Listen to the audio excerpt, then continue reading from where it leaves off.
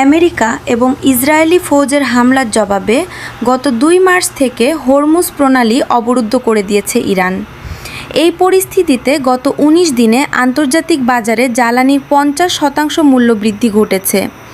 যুদ্ধ পরিস্থিতির কারণে হরমুজ দিয়ে সরবরাহ করা যায়নি ৪০ কোটি ব্যারেল অশোধিত তেল পরমাণু শক্তিচালিত ডুবোজাহাজ এবার আরব সাগরে পাঠিয়ে দিল ব্রিটেন। ডুবোজাহাজের সঙ্গে রয়েছে দূরপাল্লার টমাহক ক্রুজ ক্ষেপণাস্ত্র।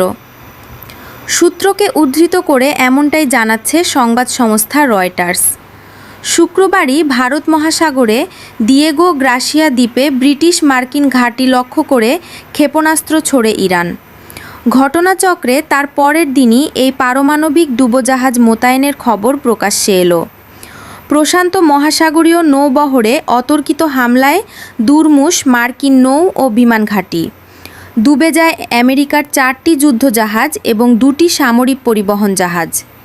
ক্ষতিগ্রস্ত হয় হেড, ক্রুজার, ডেস্ট্রয়ার জাতীয় আরও ১০টি যুদ্ধজাহাজ। ধ্বংস হয় ১৮৮টি বিমান।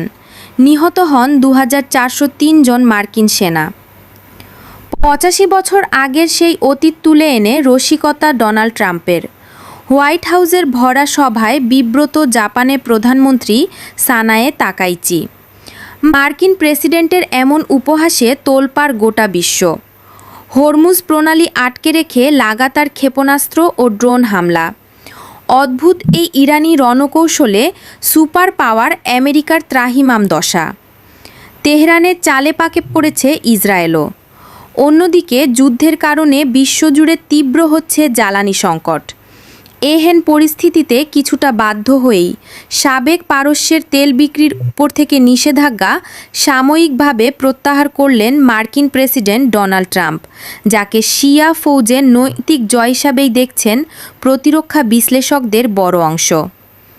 সামরিক বিশ্লেষকদের দাবি, তাইওয়ান বা ভারত প্রশান্ত মহাসাগরীয় এলাকার দখলকে কেন্দ্র করে চীন আমেরিকা মুখোমুখি হলে একটা জায়গায় এগিয়ে থাকবে বেজিং, সেটা হলো হাই